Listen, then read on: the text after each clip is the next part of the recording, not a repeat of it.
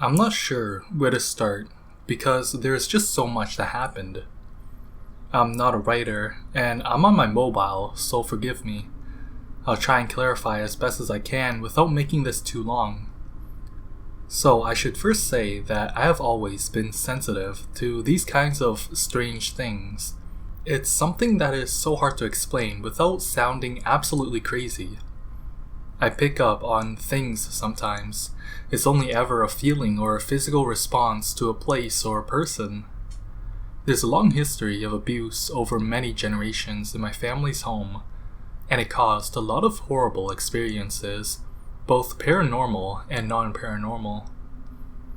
It was a very old-fashioned family that held horrid ideals of how women should be treated. I think part of my past and maybe the environment has allowed me to pick up on subtle changes in the air. What I mean is that I pick up on the emotional state around me very easily. I could tell when my father came home because of how heavy and oppressive the house felt. I could tell when I needed to hide or stay outside most of the time because it would feel as if the air was full of hot electric pins that would put you on edge. You could tell when he was mad before you saw or even heard him. It was like you're waiting for something to fall and shatter at any second, and nothing good will ever come of it. There was a lot of death, not just in the home, but the entire town, so there was no getting away from it until I was much older. I grew up in an old mining town that didn't become a ghost town after the gold rush. I'm not going to give away too much, but the big mine is still in operation today, but most all the others are closed now. The part of town I lived in was one of the original buildings from when it was first built, a lot of which is in native territories. There are some homes in my old neighborhood that were confirmed to be built on an old burial ground, and some that were built before there was a town. There was also a lot of death from TB along with all the other stuff. My family is also part of some of the first miners that worked there during its open and who still live in this town. We have had 5 generations in this home until just recently when it was put on the market by my family and hopefully is never bought. I hope this place burns to the ground before anyone else lives here. And I'm horrified at the thought of someone else staying here. If I had the money, I would buy it and keep it empty forever.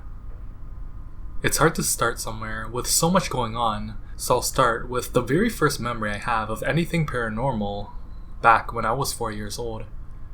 I woke up to the woman in my room singing to me like she did every night. She would sing me this beautiful language that I had never heard of. Except this was in the morning and it seemed sad and like something was wrong. For some reason I had this feeling like I had to follow her, and so I did. On a side note, all the rooms connect to the open living room and kitchen, as it was heated by the stove and cooled by the root cellar that was connected to the kitchen pantry. It was like a giant rectangle, separated with a central point being the kitchen directly in the center left of the building, and the front door being bottom left. So, when we reached the kitchen and living room, she waved and smiled like she was about to leave. The thing is, I thought that she was real as any normal person. The thing I don't remember is her actually saying anything to me in English or Spanish. I was in a multi-language home where we often spoke both English and Spanish. I just remembered that she loved me so much and was always there for me when bad things happened. She was always there to sing me to sleep and was there when I was scared. I was so upset that I started crying and asked her not to leave. I remember to this day the look on her face after 30 years. She smiled, her sad smile, then turned to the door, and instead of walking out, she walked out the wall where the door used to be before the additional rooms were added on, which I didn't know about until I was in my 20s. I never saw her again, and I never heard her singing again after that. I still get really sad sometimes thinking about the morning. I don't know where she went, but I hope I get to see her again someday. My mother found me after this while I was still crying. I knew it would be bad to tell her the truth, so I never told her about what happened, and probably never will. After that day is when all the really bad things started to happen little by little. It was like a small hole had appeared in our home and slowly things were leaking out. My uncle became so very sick shortly after and died in one of the rooms where I slept in. We switched rooms every few years. I was still young, but I remember him very clearly when he died. It was very traumatic and was not peaceful at all. I don't remember everything from that time, but I remember him coughing up blood and trying to pretend like everything was okay.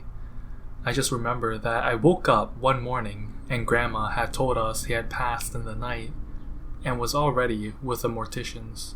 After this point, he was seen a lot by my family and visitors. Grandma was heard on more than one occasion, crying and telling him to move on, and that he was supposed to be in heaven. I remember her telling him, "Mijo, you'll make the angels cry if you don't move on," on a regular basis.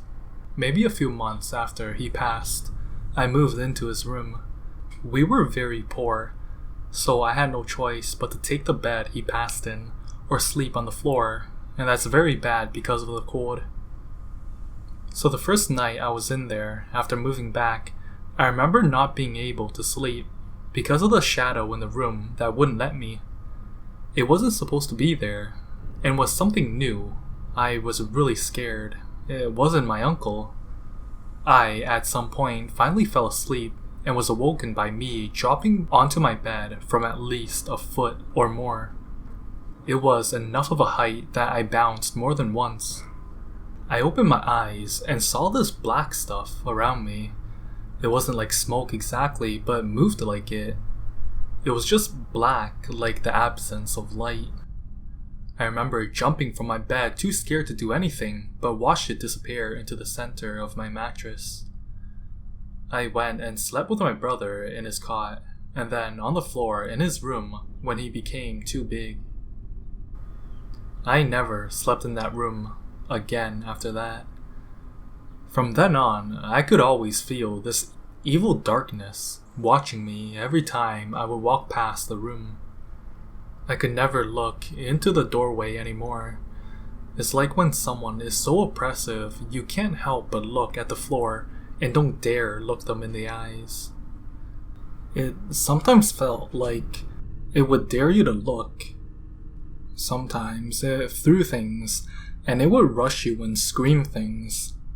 There were many nights where dishes were thrown from the kitchen and into a room, sometimes mine and sometimes the other kid's room. Only Grandma's room and the bathroom had doors, so it would soon become a rule that nothing could be left on the countertops, and all cupboards were locked with front door latches, the ones that would hook and latch closed, and could not be opened without a little bit of effort. The fridge was also locked for the same reason. We would wake up to milk or other things being thrown into the living rooms and on bedrooms. It got so bad that Grandma had the priest come every weekend up until she was too old and sick and was taken into a nursing facility. When he stopped coming and Grandma passed, it was like a dam burst and everything just went crazy. I'm not religious at all, but I feel that priest was stopping something from happening, and now that something has full control again. There was far more things being broken, vases and cups mostly. When he stopped coming, it seemed like it was more traffic, and it was surrounding the cellar and kitchen pantry.